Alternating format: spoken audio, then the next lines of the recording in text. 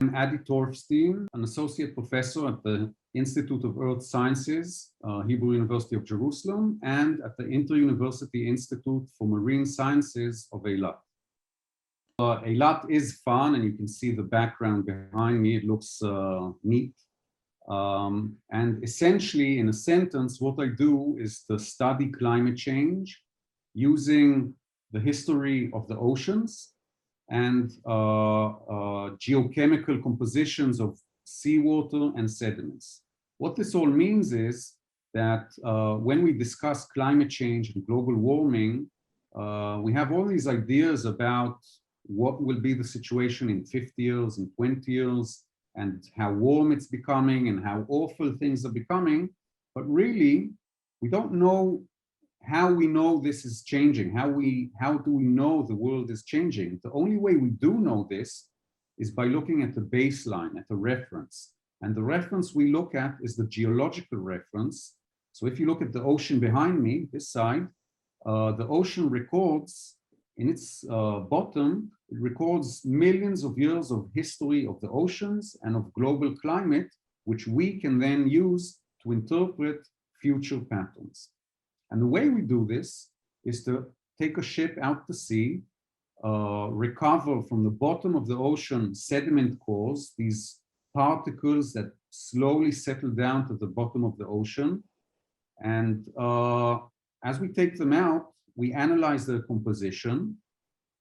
And by doing so, we can decipher the conditions of the ocean, the climate that existed at the time of deposition of these particles. And this allows us to identify, for example, glacial cycles, heat waves, hyper-arid episodes, and so on and so on. And what we do know is that globally, or over the last, let's say, million years, Earth has evolved through glacial cold cycles and warm interglacial cycles. And we know each area of the world reacted differently to these cycles. What I mean by this is that in Eilat, just behind me, during extremely warm episodes, this area, which is now yellow and desert and hyper-arid desert, actually received more rain coming from the south, coming from tropical latitudes, compared to glacial cycles, which were colder globally. But these glacial cycles caused, for example, Israel and California to be extremely more wet than today.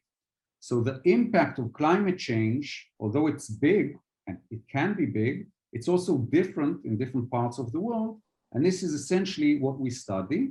And one last thing I'll add is that in order to know or to be confident about the way we decipher the history of the oceans, the composition of these small particles, in order for us to be confident about that, we need to tackle the question of what happens to these particles as they settle down the water column.